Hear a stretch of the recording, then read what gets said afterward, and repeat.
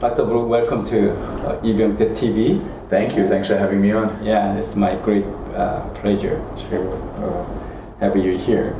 As we discussed, we shared several things. Right? Yes, yes. One of them, we are the Longhorn alumni. Yeah. The other thing is actually the book Atlas Shrugged. That also changed my view of Wow. books. So I really love this book. Good. Actually, Good. I plan to introduce your book as well as this book and this TV. Good. So, Good. Yeah, so that's Good. what we are sharing. Yes, Atlas Shrugged changed my life. Yeah.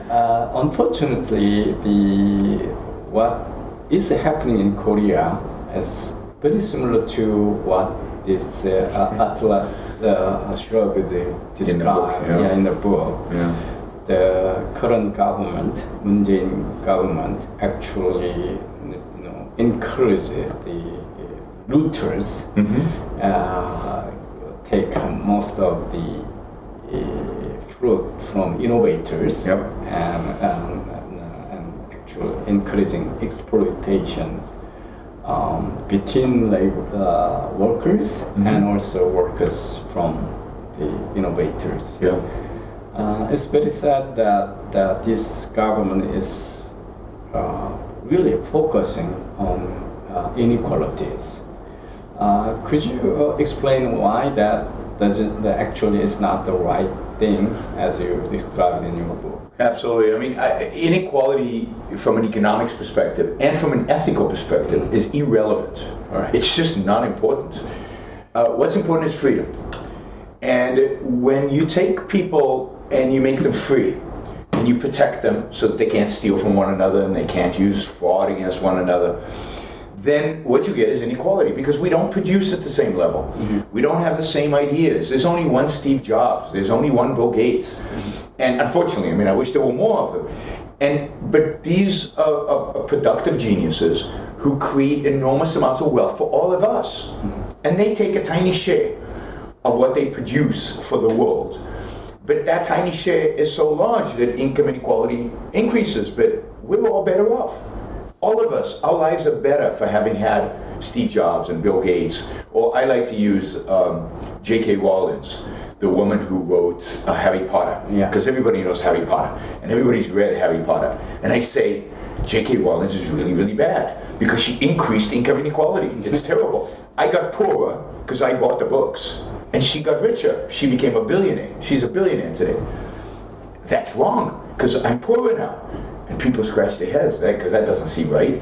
No, we're all richer because we read Harry Potter and we got the spiritual benefit of reading the books. And I'm happy that J.K. Rowling is a billionaire because it rewarded her for making our lives better. And that's true of all innovators and entrepreneurs and creators and builders. The world, the view of the current Korean government, and I think the view of so many people in the world today, is that trade and innovation and production and economics is a zero-sum world. That your gain is my loss. But no, in a free market, your gain is my gain. If you make money, it's because my life is better, because I bought your product. I'm not going to buy your product unless your product makes my life better. So we need to change our paradigm. Economics is win-win. Trade is win-win. It's mutually beneficial. We don't win at the same rate because we don't produce the same value. Some of us are teachers. And as teachers, we're never going to make a lot of money. Because we only teach, we teach a few hundred kids every year. So over our lifetime, we might influence a few thousand people. Bill Gates or Steve Jobs influenced billions of people. They changed the lives of billions of people. So they make more money than us. Okay, I don't care. Actually, I'm happy. I would thank Bill Gates if I met him, or Steve Jobs when I met him, because again, they've made my life better. So the whole obsession about zero-sum, about inequality is an obsession driven by zero-sum mentality. One person's gain is another person's loss. And from an ethical perspective, it's driven by envy. Why does he have more than I do? Right. Instead of respect for somebody who has more than I do. Yeah, I also argue the same logic to Korean public. Recently, many economists or the official officials in Korean government claim that the top 1% or 10% share has been increasing so much. It's just like in the United States. Yeah. So I argue that no, because of that, many Korean companies become so globally successful, like Samsung Electronics. Yeah. So of course, because they globally their global success brought lots of wealth, Yes. and they took a small portion of that. That's the Korean innovation reward, right? So if in the past they just made the lives of Koreans better, Right. they made X. Now they're making the lives of people all over the world better, so their X is multiplied. It's bigger. Yes, exactly. A good example of that from the United States is athletes, basketball players. Basketball players make a lot more money today than they did 20, 30 years ago. And why is that? It's because today basketball is a global industry. People in China, people in Korea, people in Europe watch American basketball. So LeBron James is not only entertaining Americans, he's entertaining the entire world. So of course the entire world is paying, right, through advertising to the owners of the teams. And LeBron James is making more money because his market now is global rather than national. And the same thing of these multinational companies. They are now having an impact globally instead of just nationally. And as a consequence of that, their income has gone up dramatically, whereas the worker in the factory is still only, in a sense, doing the same job, right? He might be more productive, and wages at the bottom have gone up. It's not true that they are stagnant. They've gone up. They've just gone up more slowly because the increase in productivity has not matched the kind of effect of globalization. Yeah, I also take this example. For example, BTS. Have you heard that? No. That's the group of boys. So famous now. Oh, the musicians, the singers. Yes. We call idol groups. Yes. And now they are performing in Britain and America and clearly they are accumulating so much money. Yeah. So why that was hurt me? That's a ridiculous one. And as you described, when you decided to move to United States, you never considered the inequality, right? And many defectors from North Korea to South, they never actually care about the inequality. They really came here for the economic opportunities, Yes. right? Yes. Yeah, and I often amazed by the fact that actually the North Korea and South Korea is a good example. Really, economic opportunity matters and economic freedom matters. Yes. Inequality is a natural result of that freedom, right? So, but still, people think, or even current government think that inequality is unfair and not justice and so on. So, well, unfortunately, it comes from a philosophical approach to life, and ethics that says equality is some kind of ideal. Right. That we but we are metaphysically different human beings. We have different interests, different characters, different motivations, and we're going to produce at different levels. And to assume that we're all the same goes counter to reality, counter to nature. And the only way we become equal is in North Korea. The only way we become equal is if we're all equally poor. yes. Right? And North Korea, I mean, people think of North Korea as this aberration. But the fact is that 300 years ago, the whole world was North Korea. Right. Everybody was poor until capitalism, until we had free markets. And once you had capitalism and free markets, suddenly everybody got rich relative to the way things were. Just some people got rich faster than other people, but everybody was better off. And I would argue that the only reason the poor, the people who landed up poor got much, much richer is because the rich got even richer. Because the fact is that nobody gets rich. Nobody's life improves unless you have entrepreneurs. Right. Unless you have innovation, unless you have businessmen, unless you have capital investments. Capitalists and entrepreneurs and CEOs, managers of big companies, They produce the most. They create the standard of living we live at. We should be saying thank you to them, not denouncing them, because they make it possible for all of us to rise. The reason wages have gone up over the last 50 years in Korea, because you used to be poorer than North Korea. Yes. The reason those wages have gone up is because of the increased productivity of labor. Labor has increased productivity because capital has been invested in that labor. Labor doesn't become more productive just by itself. Right. You have to invest capital. And that is entrepreneurs, that's capitalists, that's financial markets, that's all the features of a free market. Yeah, along your logic, actually, it was another awakening moment when I read economist Sowell's Thomas Sowell. Thomas Sowell. Yeah. He said that what is amazing is not the why the people are poor. Actually, why so many people suddenly so rich, right? Yeah. So that's the it is No, the natural state of mankind. Yeah. The state of mankind before capitalism, before the Industrial Revolution, before the age of reason, before capital is invested, is poverty. For 100,000 years, since the beginning of man, since the beginning of Homo sapiens, we were poor. And it's only in the last 200 years that anybody in the world has really been rich. How long have we had electricity? How long have we had running water and actually, sewage and all the conveniences that we enjoy life? Or these phones, right? These phones have only been around for 11 years. I mean, we take them for granted as if they've been here forever. But somebody had to invent that. Somebody had to invest in it. Somebody had to take a risk on it. All that capital had to be smart enough to see that this was the future. 99.999% of the people would have never invested in an iPhone. So it took a particular genius to do it, and now we want to punish them. We want to penalize them. We want to take their money away. Why? I mean, it's unbelievably unjust and unfair. I say equality is unjust. Equality is unfair. The only valid equality is political equality, equality of freedom, equality of rights, equality before the law. But equality has no place in economics. Yeah, I fully agree that, and unfortunately, this Korean government is trying very hard to punish these innovators nowadays. That's very sad. And I think if I borrow your logic, one of the really fatal assumption is the group pie assumption. Yes. So-called group pie assumption.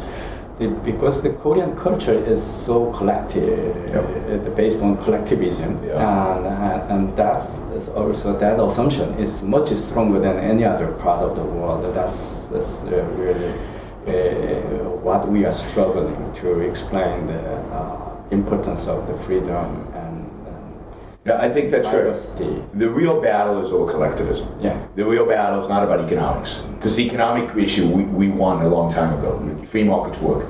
The real battle is trying to convince people that collectivism is bad, and that only individualism can produce the kind of results that they want in their life, and only individualism is the appropriate way for human beings to live.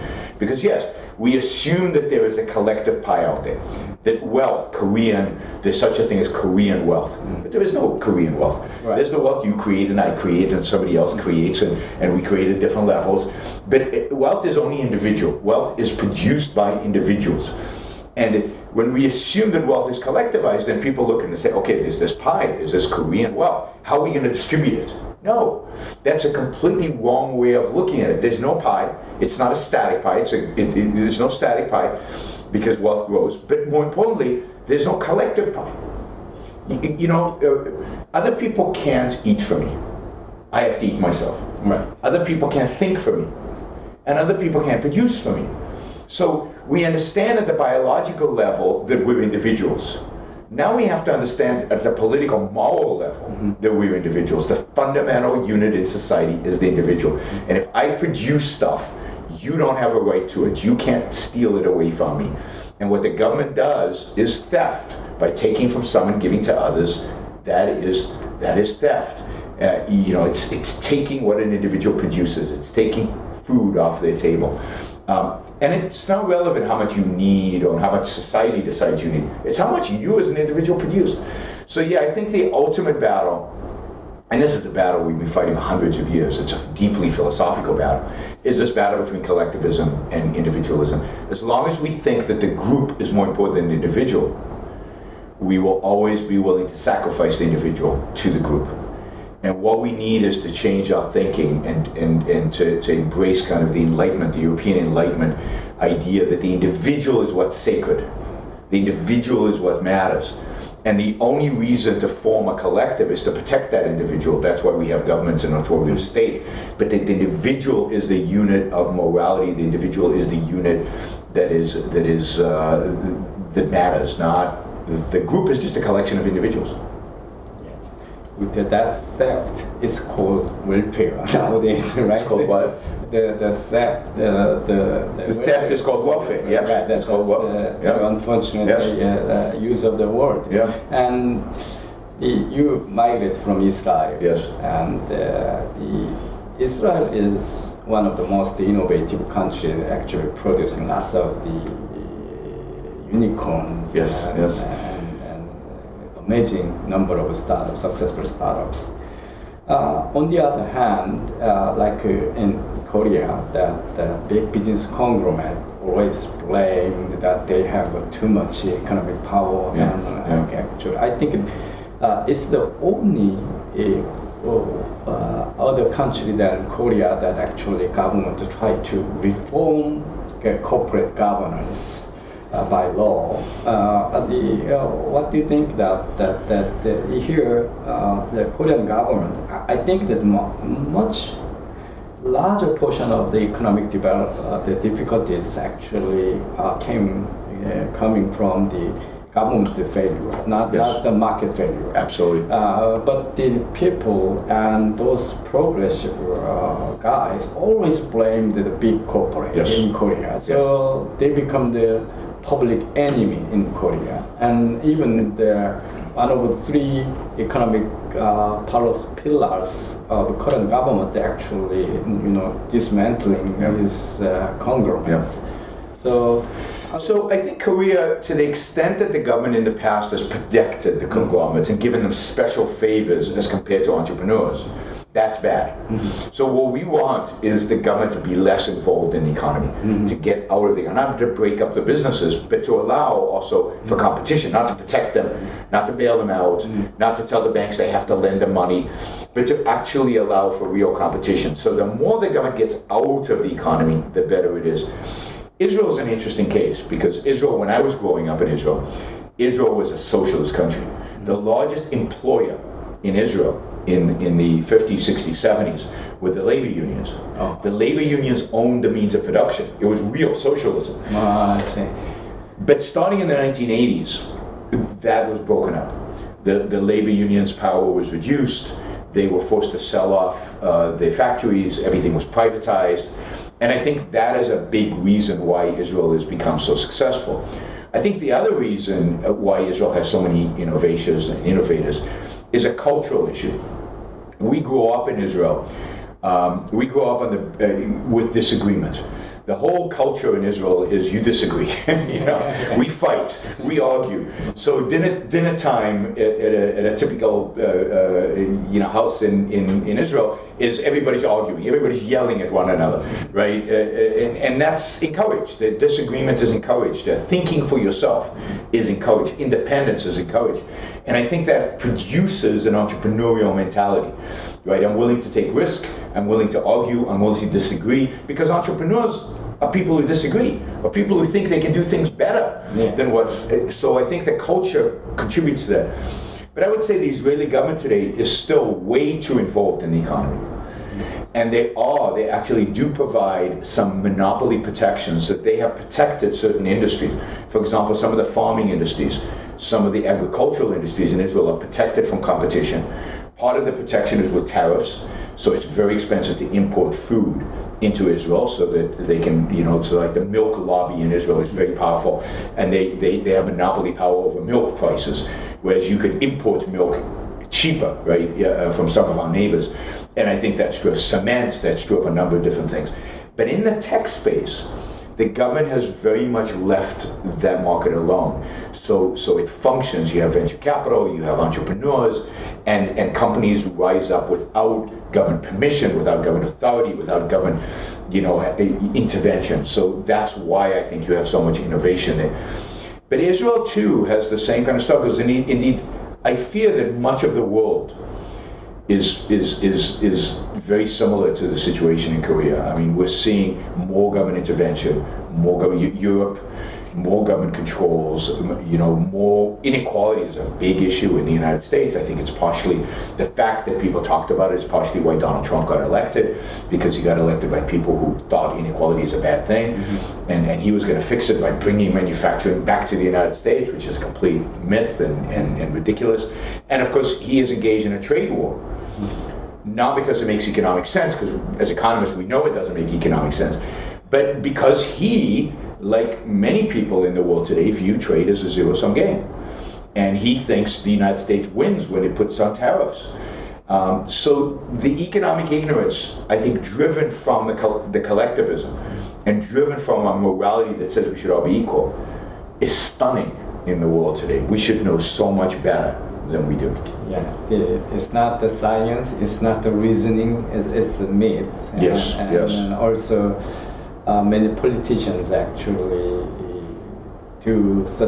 take such a courses because it gives them power. Yeah, so they encourage the mythology, they encourage the lie, because it gives them more control. Even the many scholars, left-wing scholars in Korea, actually spread such myths and fake news, and sometimes extremely distort the facts. So what I have been doing is actually pointing out that their claims are not based on the facts. Good. And business logics.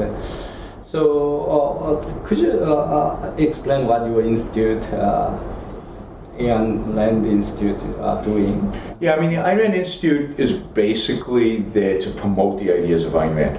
It's to, she died in 1982, and the Institute was founded in 1985 to continue her legacy.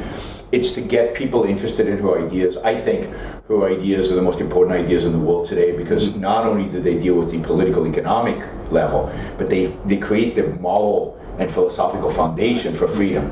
And I think that's where the disagreements really are deep. And I think it's the fact that people believe in a false morality and believe in collectivism.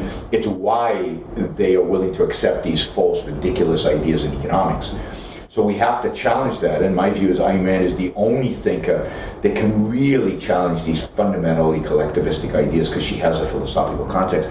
So our institute is there to promote these ideas, whether it's to get people, particularly young people, to read her books, because just like our lives were changed by Atlas Shrugged, I'm hoping that millions of people's lives will be changed ultimately by Atlas Shrugged. And then to use her ideas to comment on current events, to show people how applicable they are, how relevant they are to the current debate. And we also teach her philosophy so that we can train future intellectuals, so there will be future thinkers, future economists, future political scientists, future historians, who can use these ideas of individualism and reason and reality and rational self-interest to explain the world to the public and hopefully bring about real cultural change. Because I think politics is downstream from culture, but culture is downstream from philosophy. Right. What matters are the philosophical ideas people hold. That establishes a culture, and the culture, we get the politicians we deserve. I mean, it's sad, but Korea deserves these politicians, and Israel deserves its, and we, I guess in the United States, we deserve Donald Trump, because we have a culture that fits their personality. So we have to change the culture, and this is why it's hard work. It's why these kind of videos are so important, and the work you do is so important, because you're trying to change the way people think about the world, and you're challenging the status quo.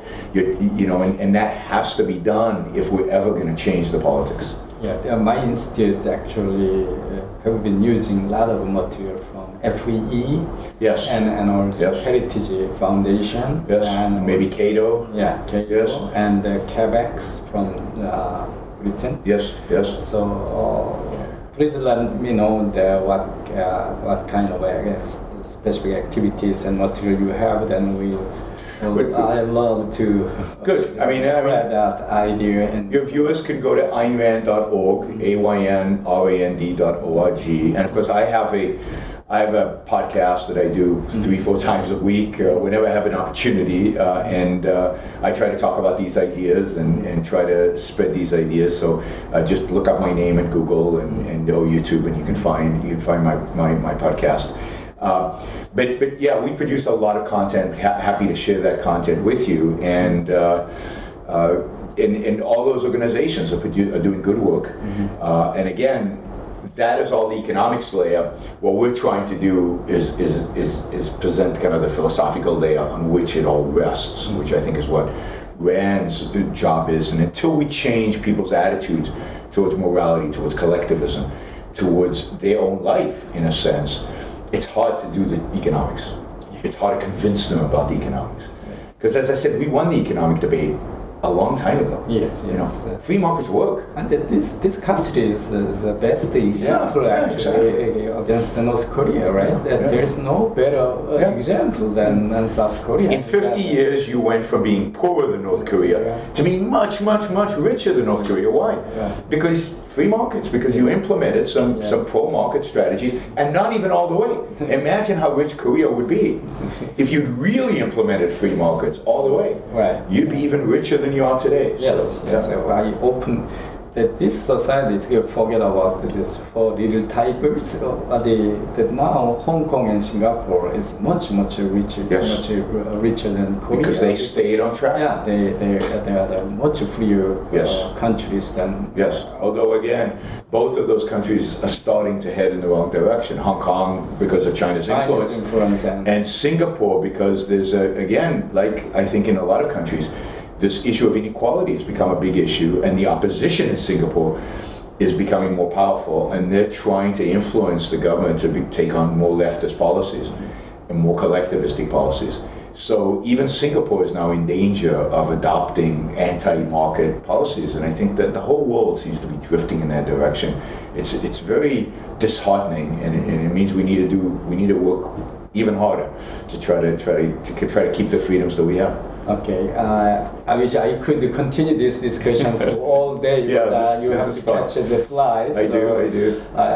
We have to conclude here for your flight. So thank you so much. My pleasure. Thank you. I'll do my best to spread ideas, philosophy, and then the materials that you institute produce. Wonderful. Anything we can do to help, we'd love to help. Yeah. Also, if possible, I may send some of the young people to your institute.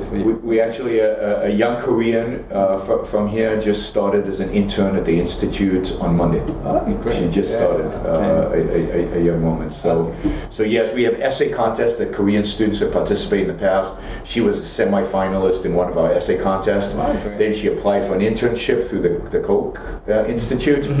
And she got the internship, and she started now. So we're very excited to have her, and we'd love to have more in the future. Okay.